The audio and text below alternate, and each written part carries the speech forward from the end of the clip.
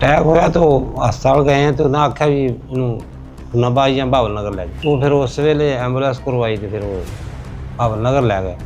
उन्होंने इंजैक्शन लाए ला लू के तो उत्थों फिर मशवरा दिता। उन्हें आख्या तुसीं इत्थों लाहौर ही लै जाओ। वो फिर वो रैक्स वाले आ गए उत्थे। उन्होंने गलबात की, उन्हें आख्या जी मरीज उत्थे ले जाने वाला ठीक है, उत्थे लै जाओ। वो फिर हैलीकॉप्टर के जरिए इत्थे लाहौर पहुँच गए। भावल नगरों 1 घंटे दे विच लाहौर पहुँच गए थे जी। तो अब कैसा इलाज हो रहा है? इलाज बहुत ठीक हो रहा है जी माशाल्लाह। तावन वगैरह कर रहे हैं जी कर रहे हैं। कुछ कहोगे मरीज नवाज ਨੂੰ ਜਿਹੜਾ ਉਹਨਾਂ ਨੇ 에ਅਰ ਐਂਬੂਲੈਂਸ ਸ਼ੁਰੂ ਕੀਤੀ ਮਰੀਜ਼ਾਂ ਵਾਸਤੇ? यही वो तो माशाल्लाह उन्होंने गरीब आदमी वास्ते सहूलतां बड़ियां दे दी उन्होंने। असी कितने इतने पहुँच नहीं सकते थे, ना इन्ने पैसे होंगे ना असी इतने पहुँचते। अल्लाह का शुक्र आ मरीम नवाज ने भी सानू बहुत अमदाद दी है। इलाज ठीक है, दर्द घट है? हाँ जी इलाज ठीक है जी, उधर नालों बहुत दर्द घट आ।